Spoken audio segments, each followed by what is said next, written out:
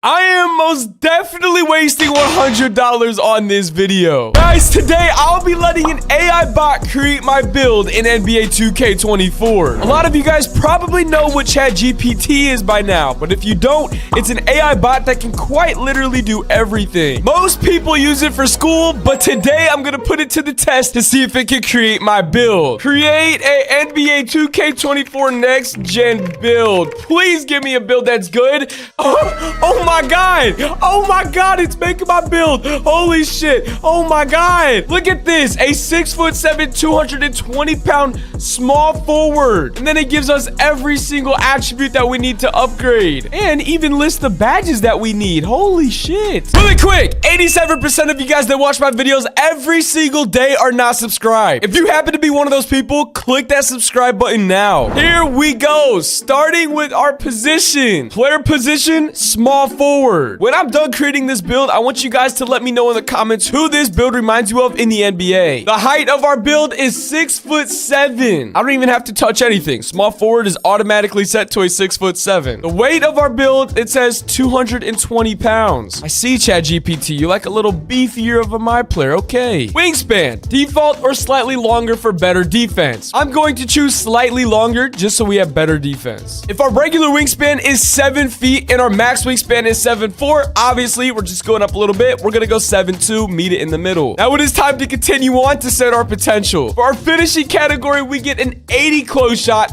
80 driving layup, 75 driving dunk, and a 70 standing dunk. Our finishing category doesn't look to be the best, but I actually think this is going to be extremely underrated for what it is. I've never used a build with an 80 driving layup. I'm just kind of scared about our 75 driving dunk because we do not get contact dunks. It's still decent, so I can't complain. Damn, ChatGPT showing no love to our post control. But now it is time to move on to our shooting category. Please give me a good three-point shot. Okay, shooting. Mid-range shot, 80. Three-point shot, 75, and a free throw, 75? That's terrible. I like the mid-range being an 80, but I'm not gonna lie to y'all. This 75 three-point shot is low-key scary, bro. Will I be able to green in this video? And then our free throw is set to a 75. Like, dog, I'm playing at the 1v1 court. A free throw is irrelevant. Now it is time to set our playmaking category. Playmaking category, pass accuracy, 75. That's really good. Ball handle, a 70. Oh, man. Post moves, 65. What the fuck? Where's my speed with ball? This is the most irrelevant stat at the 1v1 court, but we gotta upgrade it regardless. Ball handle, a 70? Like, bro, what? And then speed with ball, since it didn't give me anything, I'm just gonna max this out respectfully. Now for my defensive and rebounding category, interior defense, 75. Perimeter defense, 80. Lateral quickness, 80. Steal, 75. Block, 70. Offensive rebound, 65. And defensive rebound, 70. That's not terrible. Let's work with this. My biggest thing when making videos like this is I just don't want to waste my money. So whenever I have to spend $100 on a build just for me to use for like 5 games, like that's just what I don't want. Block, we got to upgrade this up to a 70, and then we got to upgrade our offensive rebound to a 65, and then we're going to upgrade our defensive rebound to a 70. That's not even terrible. That is all ChatGPT gave us for this build, so we get to fill out the rest of our attributes until we get to a 99 potential overall. Speed, we got to upgrade this. Acceleration, we got to upgrade that. We gotta upgrade our stamina. Even though we don't get contact dunks, I think I'm gonna max out my vertical because we already have a 50 strength. We're at a 98 out of 99 potential overall, so I'm just gonna throw the rest on my interior defense. And just like that, ChatGPT has created my build, and it is called a mid-range threat. Here is the official 90 overall ChatGPT build. We just got blessed. We are playing a 63 overall for our first game. He's letting me shoot it. I gotta shoot it. My meter's on. No, bruh. Ah! There is no way I sold by having my meter on. Why do I always forget to check some things, bro? Come on, we're here. Oh, damn. All right, let's warm up before we shoot a 3 because, you feel me, I don't know how good I'm gonna be with a 75 three-point rating. All right, that was just too easy. This kid got no stick at all. I've been seeing all of my comments talk about Clutch. We want more story times. Look, I got y'all boys, okay? Ooh, my ball. This kid can't even handle his own balls. Pause. I really want to shoot the ball because I feel like if I'm not shooting, that's boring. There it is. 75 3-point rating. Am I like tripping? Like, is the 75 3-point rating low? I feel like my normal build only gets a 78, and I feel like, you know, I'm good with it, but 75, I feel like that's just really low. And my meters on the green window literally looks non-existent. We're almost a takeover though already, so let's just keep going crazy. You feel me? Why not? Oh, the spin. Oh, damn! Lay her. Gimme two, dummy. We get takeover. Buddy is cold. We gotta hit some nut shit for game. Overdose. He reached. Get off my fucking. Oh, wait. I missed that, bro. If I could just green a shot with this meter.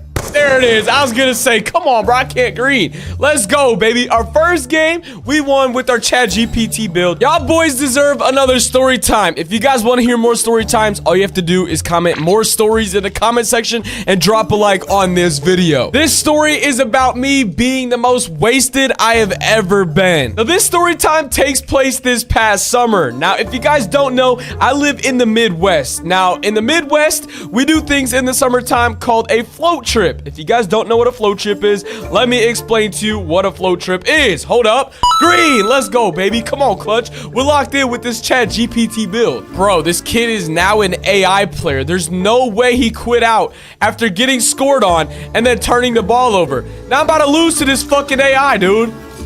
Oh my God. I lost, bro. No, just get me out of this game, bro. I'm gonna try to beat this AI, but there's just no way I'm going to. Like, I'm gonna lose to an AI in this video, bro. Like, it's just embarrassing, dog. Like, look at this shit. I'm fucking boxed. Hold up. Okay, we got a bucket. We're good. We're good. We're good. Now, as I was saying, if you guys don't know what a float trip is, basically, I live in the Midwest. There are a lot of rivers that go through my state. And so when it's hot as fuck out, what happens is you get a floating device, whether it's an inner tube, whether it's a big ass raft, a kayak, canoe, anything you can take down a body of water, float and drink. Okay, that's literally what it is. Now, I don't want to be a bad influence to you guys, but you know, your boy be turning up, all right? You know, I be having my own fun, all right? You going down this green? Okay, I'm locked in. I just lock in every time I tell a story. So on this float trip that we were on, you can choose how many miles you wanted to go down the river. Okay, now I think it was just a regular 5-mile float trip. I think that's like the typical length of a float trip because the goal is to literally just enjoy the time on the water while it's hot as fuck and then just get absolutely obliterated. That's literally all there is to it on a float trip. It's the summertime. It's hot as shit. Everybody's just drinking, having a good time, I guess you want to say. For myself, it was a really good time up until the very end of the 5 miles that we floated. Now, when I tell you people bring coolers and it looks like they have brought an entire bar in this little ass raft, that's what people do. You know what I'm saying? They go all out. They got their speakers, their snacks, their food, their drinks, everything. On a float, it's normal to take breaks, so it takes a longer time so everybody can just drink more and vibe out and talk to each other more. So that's exactly what we did. And also, we ended up exploring a cave, and that was dope as fuck. Except it was so steep to get up. The way back down, bro, I was so drunk. I can't even lie to y'all. I had so many scrapes on my legs going down. My whole shins were bruised. I thought I was gonna die. It was literally like a straight up and down cliff that you had to climb. Not the smartest thing to do when you're just absolutely blasted. I felt like I was doing pretty good all the way until the end. Now, if you guys don't understand, when you're drinking and it's hot as shit out, you get absolutely dehydrated. When you're dehydrated, you know, you start to feel a little sick, right? And a lot of times when you're drinking and you drink too much, you just get sick from that. Well, I had a mixture of everything, okay? This is the most obliterated I have ever been. We got off the water and put our raft away, and as soon as I touched land again, I lost it. I literally lost my entire self. Like, I felt like my soul left my body. I genuinely don't know what the fuck happened to me, because in the water, on the water, in my raft, I felt fine. As soon as I started walking around, it was over. I was dead. Literally. Everybody that was on my float trip, all my cousins, bro, they did not know what the fuck was happening to me, other than he is wasted, like dead, like bro is gone. Now, I don't really remember a lot of this story to myself, obviously, because I was extremely drunk. But the people that I was on the trip with, they kind of ran me down the story just because of how crazy it was. So whenever I got back to my car, I actually felt like death. I genuinely thought I was going to die. I could not stop throwing up to save my life. And when you guys throw up a lot, I don't know if you guys have heard of this term, you get dry heaves. I don't know if y'all know what that is, but basically it's when you've thrown everything up out of your body, but you still feel like you need to throw up. So basically nothing is coming out of your body, but you're still like doing the throwing up motion. I genuinely hope nobody is eating during these story times because, you know, it could most definitely ruin an appetite. But y'all asked for the stories and I'm here to provide, so don't get mad at me. I remember leaning over some guy's truck and I just throwing up everywhere and it wouldn't stop. It just kept going.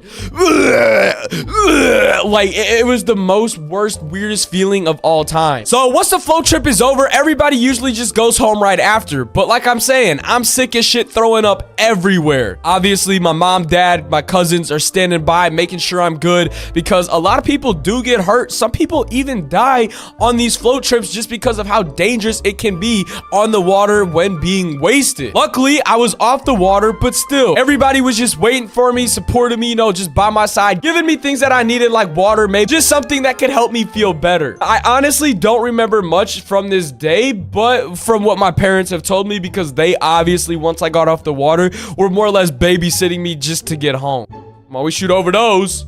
Yes, sirski. 5% contested. Come on now. So obviously, we didn't want to stay at this float trip the entire day because, you know, we had to get home. However, I was throwing up nonstop. And the only way my parents thought was a good idea was for me to go in the front seat, put a cooler in my lap, and they literally pushed my head into the cooler. So in case if I were to throw up nonstop, I would at least be throwing up in a cooler. Now, I know that sounds horrible, but it's literally what it was. And it took about 45 minutes to get to this spot. So, you know, it was a little far distance. And if anybody knows what it's like to be car sick or, you know, just absolutely feeling like ass in a car, it's the worst place to be. You just want to be laying down, fan on you, you know, just feeling comfortable. Like I said, this car trip back home was like 45 minutes and the roads were just, it was windy ass roads. Every turn just made me just throw up more and more and more. So my head was in this cooler the entire time. I know that sounds so bad, but like, obviously it's not closed. It's just like an open cooler and my head is face down in it. So I wouldn't throw up in my mom's car. Obviously on the car ride home, I was throwing up still because like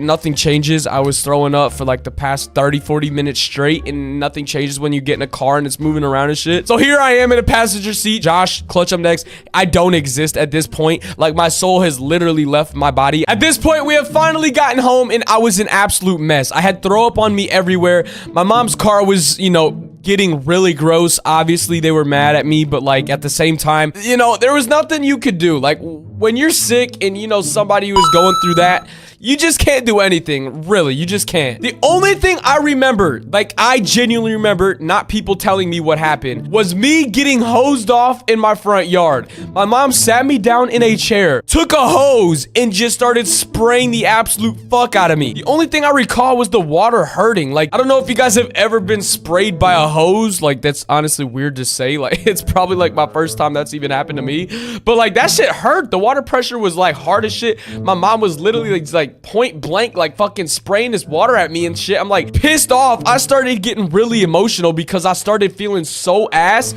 Like my body just, it felt like it was never going to end. Like I genuinely felt so sick. I just started breaking down in tears, crying, drunk crying. I don't even know, bro. It was just a really bad experience. After I got hosed off, no more throw up was on me. You know, I was chilling. Not really, but you know, I was cleaned up at least. I remember laying down and I remember sleeping for a good 20 hours. Like I was just fucking dead. I was so gone, so wasted. I genuinely just felt like a death. I felt like death. And then whenever I woke up, I still felt drunk the entire next day. It was one of the craziest, like worst wasted experiences of all time. Like I said, I'm not trying to be a bad influence. It's just a story time, you know. When you're of age and stuff, you feel me? You got to just do things in precaution and just have fun when you want to have fun. You feel me? But I can say that I will never get to that point ever again. Not only that it is not healthy for you, But there's no reason why anybody in their right mind would want to put themselves through that pain, through that torture, and through that just disgustingness of sitting in their own barf for just hours, bro. Like, it's not worth it, I promise y'all. And that is more or less the story of the most wasted I've ever been in my entire life. If you guys enjoyed this story time, make sure y'all comment more stories. I got so much shit to tell y'all, man. And if you guys are new to my channel, make sure you guys click that subscribe button. Don't forget to drop a like. And with that being said, I love you all. I will see you all in the next one. Peace. Hey, if y'all boys enjoyed today's video, make sure you guys check out the brand new video on the screen. And if you guys don't follow my Instagram or Twitter, go do that right now. I love y'all, and I'll see y'all in the next one. Peace.